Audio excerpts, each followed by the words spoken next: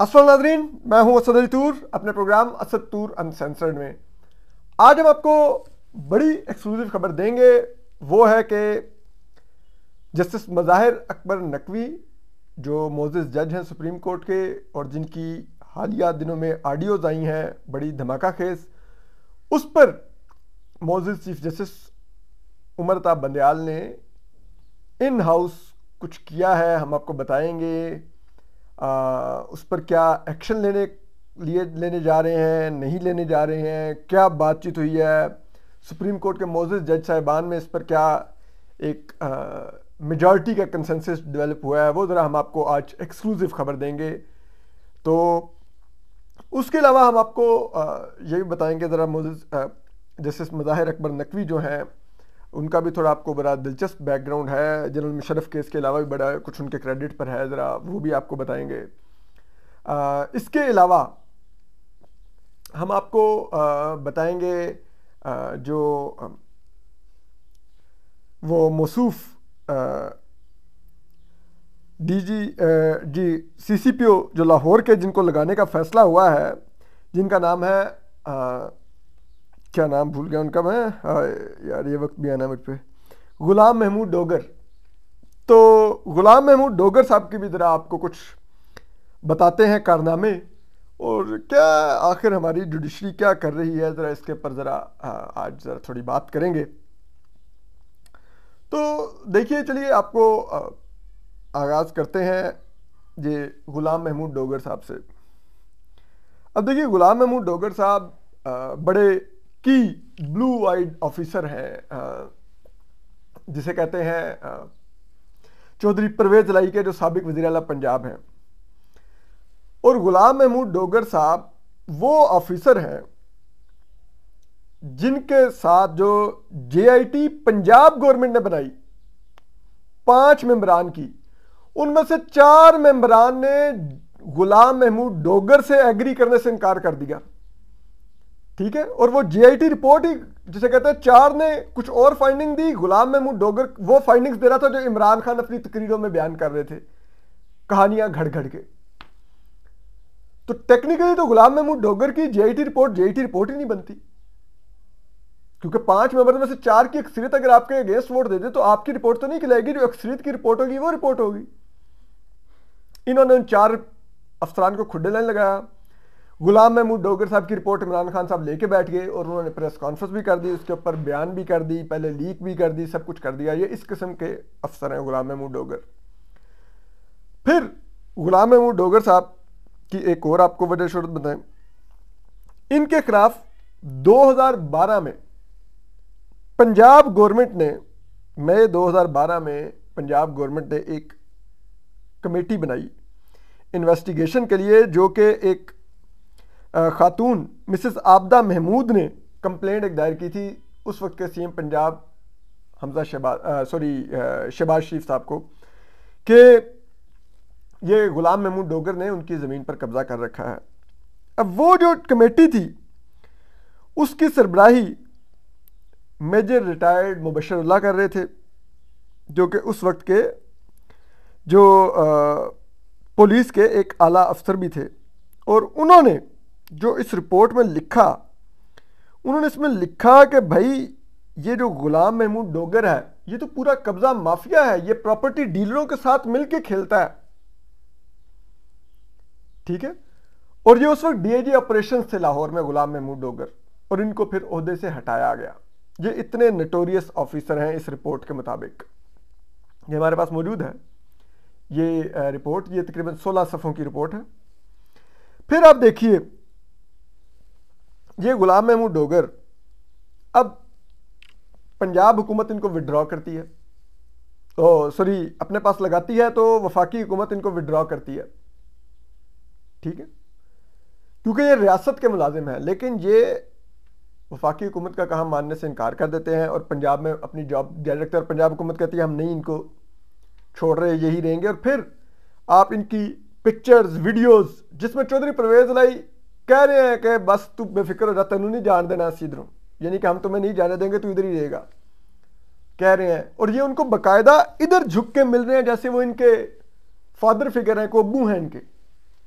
ठीक है, ये है गुलाम महमूद डोगर, ठीक है, जिनके लिए कल हमारी सुप्रीम कोर्ट के 3 मोअज़्ज़िज़ जज साहिबान डट गए कि नहीं भाई नहीं, इसकी ट्रांसफर ठीक तरीके से नहीं हुई सीसीपीओ लाहौर की, जिसमें उन 3 जजेस में से एक जज वो थे जिनके बारे में ऑलरेडी चौधरी परवेज इलाही की ऑडियोज लीक हो गई, जिसमें वो सदर supreme court bar Abid Zubairi से कह रहे थे कि आबिद जुबैरी उनको बता रहे थे गुलाम महमूद डोगर का केस जस्टिस मज़ाहिर अकबर नकवी की अदालत में लग गया है। तो उन्होंने कहा, चौधरी परवेज इलाही आगे कह रहे हैं हाँ मैं करता हूँ बात, यानी कि इन अदर वर्ड वो कह रहे हैं मैं मज़ाहिर अकबर नकवी साहब से मुबैना तौर पर बात करता हूँ, ठीक है। और फिर आप देखिए कि मजे की बात तो है, कल समात में आबिद डोगर साहब की तरफ से आबिद जुबैरी साहब ने दलाइल ही नहीं दिए, मोअज़्ज़िज़ जज साहिबान ने खुद ही जरा की इलेक्शन कमीशन पर और खुद ही फैसला सुना दिया। उन्होंने कल की कम से कम समात में पीटीआई या चौधरी परवेज इलाही या सुप्रीम कोर्ट बार के जो सदर आबिद जुबैरी या किसी को सुनने की उन्होंने जहमत नहीं की कि वो कहते हैं कि जी आबिद जुबैरी साहब को गलत हटाया गया, नहीं हटाया गया।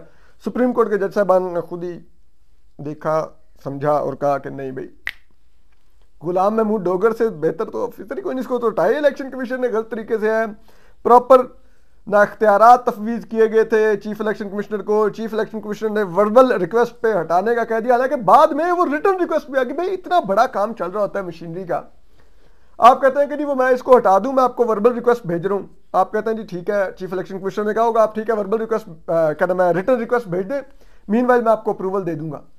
तो वो उन्होंने ठीक है एक वर्बल अप्रूवल लेके हटा दिया और रिटर्न रिक्वेस्ट भेजी, जो कि कहते हैं 4 फरवरी को मसूल हुई और अप्रूव की इलेक्शन कमीशन ने। लेकिन सुप्रीम कोर्ट ने कहा कि नहीं भाई, पहले वर्बल बात क्यों मानी थी आपने पंजाब की निगरान हुकूमत मोहसिन नकवी साहब की जो वज़ीर आला पंजाब है, नहीं भी नहीं, गुलाम महमूद डोगर वापस। अब एक टेंटेड ऑफिसर लाडला blue eyed knowingly publicly knowing के वो चौधरी परवेज इलाही का आदमी है, सुप्रीम कोर्ट कह रही है नहीं यही सीसीपीओ लाहौर रहेगा, इसको नहीं हटाने देंगे, पूरे प्रोसीजर्स फॉलो करो, चाहे उसमें 15 दिन और लग जाए, ताकि 15 दिन में अगर कोई प्री पोल रिगिंग करनी है उसमें चौधरी जो जिसे कहते हैं मुबैना तौर पर गुलाम महमूद डोगर ने इस्तेमाल होना है, तो वो वहां पर पंजाब में मौजूद तो होना, तो फिर तो यही लगता है।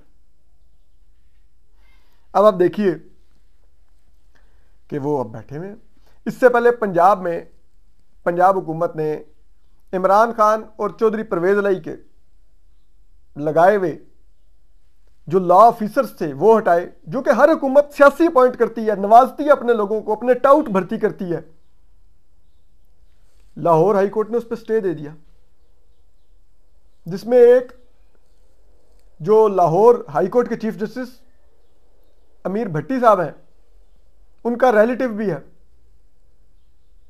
अब देखिए ना, वो जो लॉ ऑफिसर्स हैं वो अगर पीटीआई के टाउट है मुबैना तौर पे, आप अंदाजा कीजिए वो अगर पंजाब हुकूमत का कोई केस जाएगा हाई कोर्ट में, तो वो पीटीआई पंजाब हुकूमत के खिलाफ इस वक्त पार्टी बनी हुई, निगरान पंजाब हुकूमत के खिलाफ, तो वो निगरान पंजाब हुकूमत को रिप्रेजेंट कर रहे होंगे या अपने आप को लगाने वाली पीटीआई को रिप्रेजेंट कर रहे होंगे।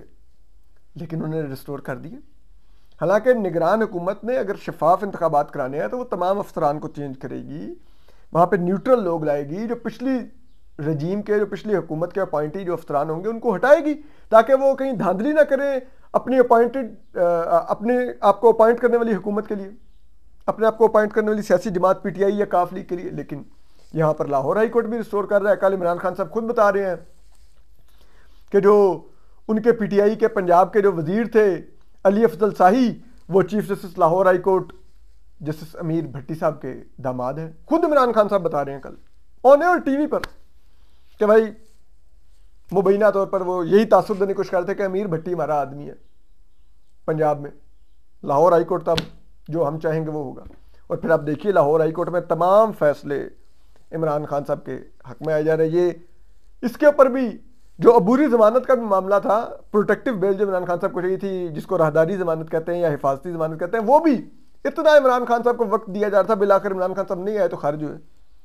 उसके लिए भी क्योंकि वो मुबैना तौर पर बुशरा बीबी जो लोटा घुमा रही थी उसमें से पर्ची निकलती थी, वो कहती थी कि हाई कोर्ट नहीं जाना। तो अब ये हालात हो जहां पर वफाक में चौधरी परवेज इलाही कह रहे हैं ना वो मुजाहिर अकबर नकवी के बेंच में केस लगवाना है, और वो उन्हीं मुजाहिर अकबर नकवी साहब के साथ चौधरी परवेज इलाही की एक ऑडियो भी मुबैना तौर पर आ जाती है, जिसकी चौधरी परवेज इलाही तरदीद नहीं करते बल्कि कहते हैं कि ये बड़ी ज्यादती, आप जजों के फोन टेप किए जा रहे हैं। भाई आप जजों को फोन क्यों कर रहे थे? आपका प्रिंसिपल सेक्रेटरी मोहम्मद खान भट्टी मोजिज जस्टिस मुजाहिर अकबर नकवी के पास क्या कर रहा था? आप किस लिए मिलने जा रहे थे? कोई तो हमें बताए ना आखिर ये क्या हो रहा है। और वही जस्टिस मुजाहिर अकबर नकवी बेंच में बैठ रहे हैं और वो कह रहे हैं जी लगाओ ये इलेक्शन फौरी डेट दो में। फिर वो चीफ जस्टिस को लिख रहे हैं कि ना 100 मोटो नोटिस लें और इलेक्शन कमीशन से इलेक्शन की डेट लेके दें। कौन इलेक्शन की डेट मांग रहा है? हालांकि 90 दिन में ही होना चाहिए, आइन कहता है, लेकिन इस वक्त सबसे ज्यादा कौन शोर कर रहा है? पीटीआई और काफली की इलेक्शन मांग रही है कि फौरी इलेक्शन करवाओ। तो ये क्या हो रहा है इस मुल्क में? इतना खुलेआम हो रहा है, इतना ब्लेटेंट हो रहा है, हम सब लोग देख रहे हैं। कल वो मलिक कयूम का इंतकाल हो गया, चीफ जस्टिस से लाहौर हाई कोर्ट के, वो उनकी ऑडियो टेप हुई जो उस वक्त के मियां शहबाज शरीफ से गुफ्तगू कर रहे थे और मोहतरमा बेनजीर भुट्टो शहीद और साबिक सदर आसिफ जरदारी को सजा देने की कमिटमेंट दे रहे थे। उन्होंने रिजाइन कर दिया ऑडियो लीक होने पर। अब ऑडियोज आ रही हैं, जा रही हैं, यहाँ पर देखिए। और अब हम आपको बताते हैं इस जो बेंच है 3 रुकनी जो बैठा हुआ कल, जिसने गुलाम महमूद डोगर साहब को रिस्टोर किया है, वापस बहाल किया है, और जो ऑर्डर था इलेक्शन कमीशन और पंजाब हुकूमत का उसको सस्पेंड किया है, उस बेंच को आप देख लीजिए। मोजिज जस्टिस एजाजुल हसन है, ये जस्टिस काजी फाइसा के बाद पाकिस्तान के चीफ जस्टिस भी बनेंगे। पनामा लीक्स केस में तनख्वाह ना लेने पर 3 दफा के वजीर आजम मियां नवाज शरीफ को उन्होंने लाइफ टाइम डिस्क्वालीफाई किया। और फिर मियां नवाज शरीफ को जो एक पूरी पॉलिटिकल इंजीनियरिंग की जा रही थी कि उनको पहले जिसे कहते हैं उनको सजा दिलवानी है, वो उससे एहतसाब अदालत से, फिर उनको जेल में डालना था कि अगला इलेक्शन पीटीआई के लिए राह हमवार की जा सके। उस एहतसाब अदालत के ट्रायल के निगरान जज गैर मामूली तौर पर यही जस्टिस एजाजुल हसन थे, और उसमें से जज बशीर था, उसके कमरे से आईएसआई का कर्नल निकलते हमने पकड़ा, वीडियो रिकॉर्ड पर मौजूद है। आसिफ बशीर चौधरी साहब ने फिल्म की, मैंने ट्वीट की, आप जाइए। जज बशीर के बाद दूसरा जज नशर मलिक जिसने नवाज शरीफ साहब को सजा सुनाई, उसने भी मानना है कि ना मेरी पुरानी नंगी वीडियो निकाल के ले आए, एएसआई वाले मुझे ब्लैकमेल करके नवाज शरीफ साहब को सजा दिलवाई।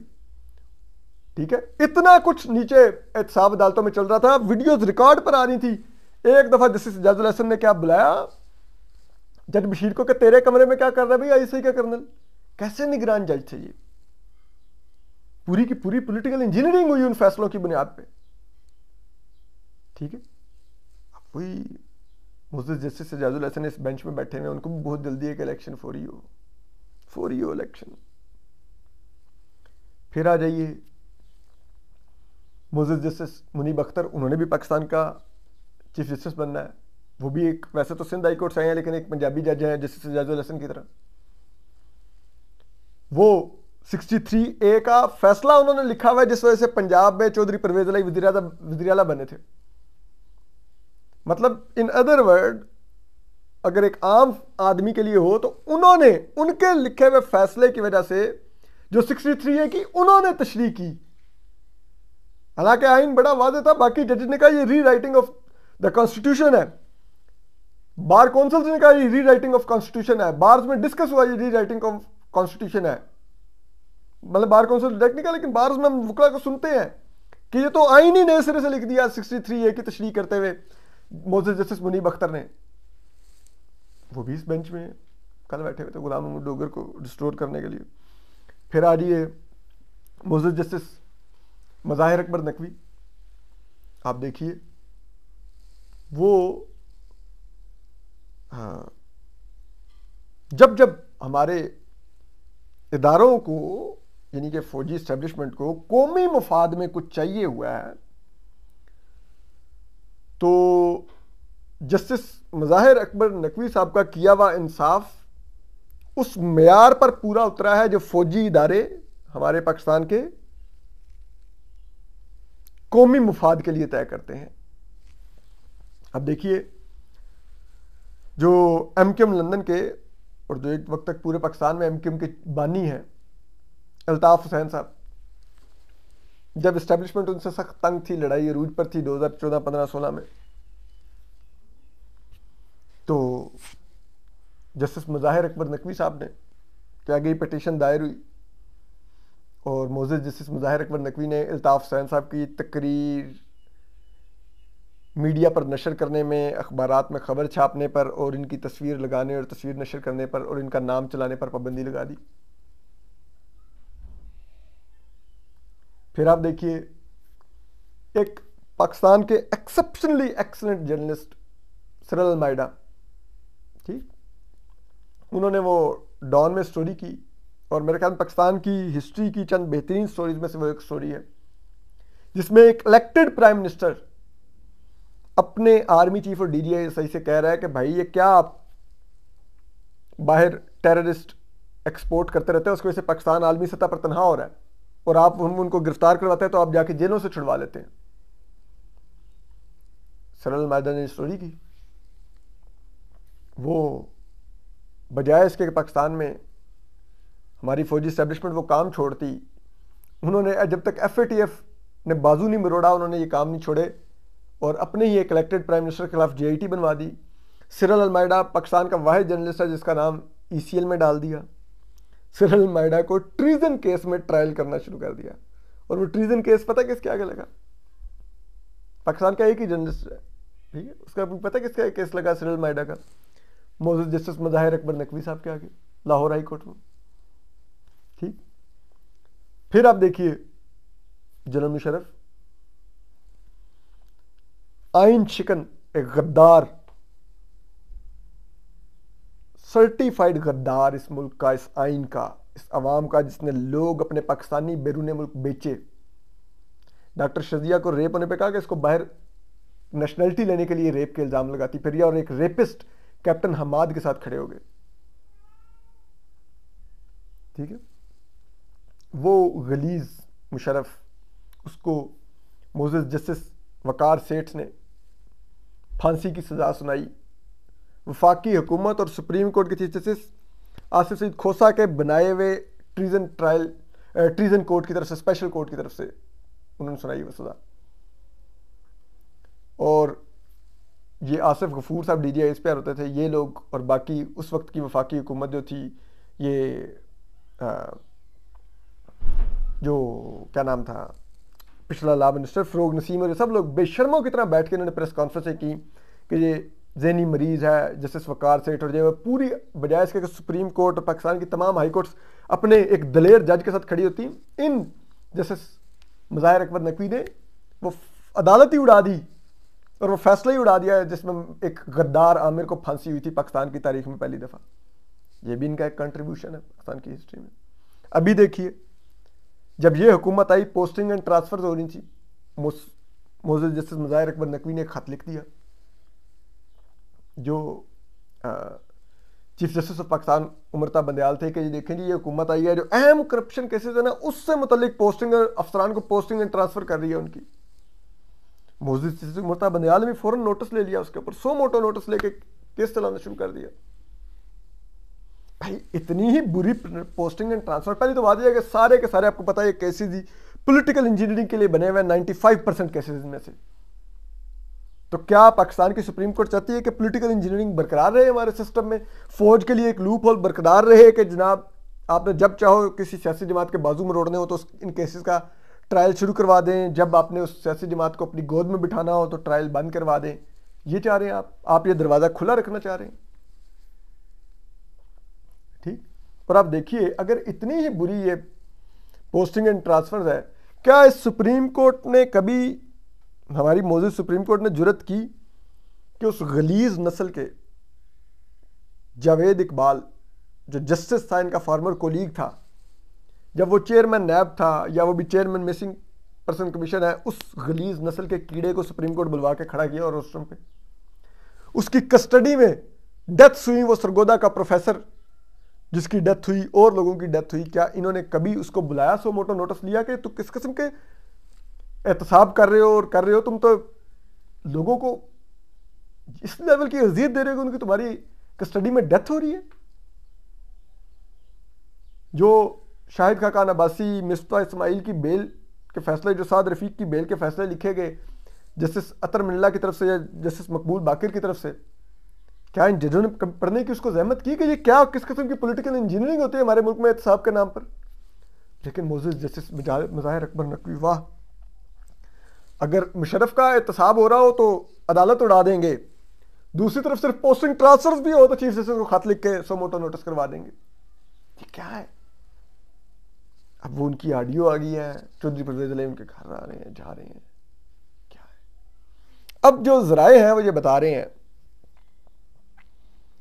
कि देखिए इस केस में 3 चीजें हो सकती थी। एक तो ये हो सकता था कि कोई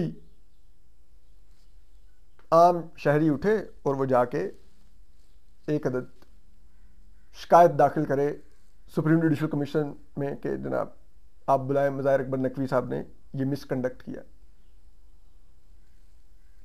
दूसरा तरीक़ाकार था वफाकी हुकूमत रेफरेंस दायर करे सुप्रीम कोर्ट में मोअज़्ज़ज़ जस्टिस मुज़ाहिर अकबर नकवी साहब के खिलाफ।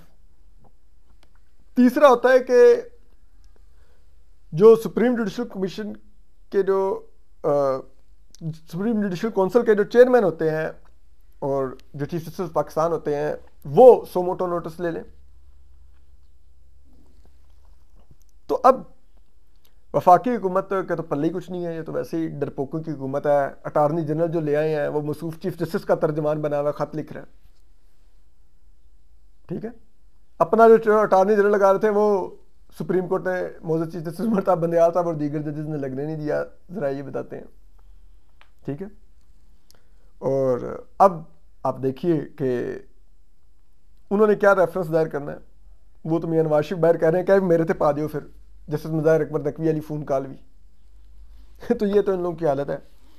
अब आ रही है वो कि कोई जाए शिकायत लेकर। पहले दौर में तो ISI ने कई वो मौलवी इकबाल हैदर, शाहिद औरकज़ई, वो क्या नाम है जो था वो एक सो कॉल्ड जो NNI का जो एक टाउट रिपोर्टर था वो हो गया, ठीक है।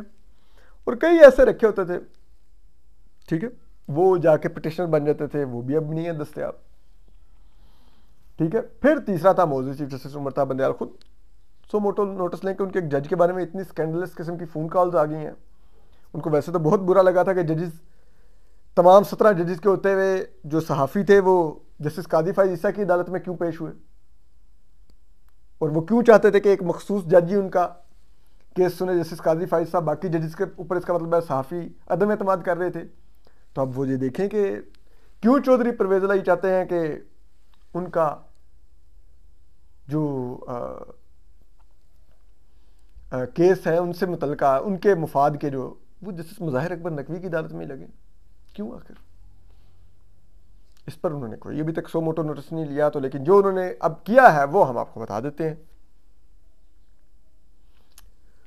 जरा बताते हैं कि मोअज़्ज़ज़ चीफ जस्टिस उमर बंदयाल ने बुला के पूछा है मोअज़्ज़ज़ जस्टिस मुज़ाहिर अकबर नकवी से। मोअज़्ज़ज़ जस्टिस मुज़ाहिर अकबर नकवी ने तमाम वाक़या उनको बताया है कि क्या है उनके क्या चौधरी परवेज़ इलाही से रवाबित है और कैसे रब्ता हुआ था और क्या किस वजह से रब्ता हुआ था और किस लिए मोहम्मद खान भट्टी उनके पास आए हुए थे। और ज़रा ये बताते हैं कि मोअज़्ज़ज़ चीफ जस्टिस उमर बंदयाल ने उस वाक़े को सुनने के बाद इत्मीनान का इजहार किया है और उन्होंने साथी जजेस से भी मुशावरत की है, जिस पर साथी जजेस ने मोअज़्ज़ज़ chief justice Umar Bandial majority जो है उसने मोअज़्ज़ज़ चीफ जस्टिस उमर बंदयाल के इस फैसले को इंडोर्स कर दिया है कि जस्टिस मुज़ाहिर अकबर नकवी साहब के खिलाफ कोई कार्रवाई नहीं की जाएगी सुप्रीम जुडिशल काउंसिल में। और अब जस्टिस मुज़ाहिर अकबर नकवी भरपूर एतमाद से काम जारी रखेंगे। और लेकिन मेरे लिए बड़ी हैरत की बात थी कि मोअज़्ज़ज़ जस्टिस कादी फ़ाइज़ ईसा के खिलाफ जब वो एक फ्रिवलस रेफरेंस वो क्या डोगर रिपोर्टर था, वैसे वो भी डोगर था, ठीक है, गुलाम महमूद डोगर भी है और ये भी एक डोगर था, जो एक सो कॉल्ड जर्नलिस्ट था, जो जस्टिस काजी फाइजा के खिलाफ रेफरेंस लेकर गया था, जिसने रेफरेंस की शिकायत की थी वफाकी हुकूमत को, ARU को, और फिर वो रेफरेंस दायर हुआ। तो उस वक्त काश जजेस जस्टिस काजी फाइज ईसा को भी मौका देते अपने आप को एक्सप्लेन करने का, और फिर आपस में मुशावरत करके जस्टिस काजी फाइज ईसा को छोड़ देते, ना रेफरेंस चलाते, ना उनकी पूरी फैमिली को अजियत देते कि उनकी बेगम भी ट्रायल भुगतती हैं, FBR में भी और सुप्रीम कोर्ट में भी रोस्टर पे खड़े होकर रोती रुलाते जजेस उनको। ये मौका जस्टिस काजी फाइज ईसा को भी दे देते, क्या जाता था, उनकी बेटी ख्वार होती नहीं। जस्टिस काजी फाइज ईसा खुद जिस जनी अजियत से गुजरते रहे, अपने एक भाई जज को जिस अंदाज में इन लोगों ने जलील किया, क्या वो डिजर्व नहीं करते थे ये कि उनको भी एक मौका देकर छोड़ देता? तमाम सुप्रीम कोर्ट के जजेस जानते हैं जस्टिस काजी फाइज ईसा की फाइनेंशियल इंटेग्रिटी को, उनकी मॉरल इंटेग्रिटी को, उनकी इंडिपेंडेंस ऑफ माइंड को, सब जानते हैं कि वो ना फौज के दबाव में आता है, ना किसी जज के दबाव में आता है, ना किसी सियासी जमात के दबाव में आता है। इवन के बाद में इमरान खान साहब ने माना कि वो जो जिन्होंने रेफरेंस दायर किया, इमरान खान साहब ने, उन्होंने माना कि हमने झूठा रेफरेंस दायर किया था, जस्टिस काजी फाइज ईसा के खिलाफ हमें गुमराह किया गया था। सबको पता है वो फैज वर्सेस फाइज था, वो जो DGI था साबिक फैज हमीद, उसकी खुन्नास थी जस्टिस काजी फाइज ईसा के खिलाफ, क्योंकि वो जस्टिस काजी फाइज ईसा को मिलना चाहता था फैजाबाद जजमेंट के लिए। जस्टिस काजी फाइज ईसा ने जूते की नोक पर रखा फैज हमीद को और कहा जर्नैल होगा अपने बाप का होगा, हमारे पास नहीं है तू। वो जिद में आ गया कि हैं मुझे रिफ्यूज़ कर दिया जज ने, इसको जलील करो, इसके खिलाफ रेफरेंस दायर करो। और फिर इस रेफरेंस में तमाम के तमाम सुप्रीम कोर्ट के जजेस ने ऐसे ट्रायल किया दिल लगा के, और फिर वो जस्टिस मुनीब अख्तर का फैसला पढ़ लें, जो इख्तलाफी नोट है, फैसला नहीं है वो, तो इख्तलाफी नोट और जाली नोट की एक ही हैसियत होती है, वो पढ़ लें मुनीब अख्तर साहब का इख्तलाफी नोट, जिसमें वो जजेस के नंबर गिन रहे हैं, नहीं ये इतने जजेस इस तरफ चले गए, इतने जजेस इस तरफ चले गए, कैलकुलेटर निकाल के। वाह क्या इंसाफ हुआ। अपना ख्याल रखिए, सलामत रहिए, अल्लाह हाफिज़।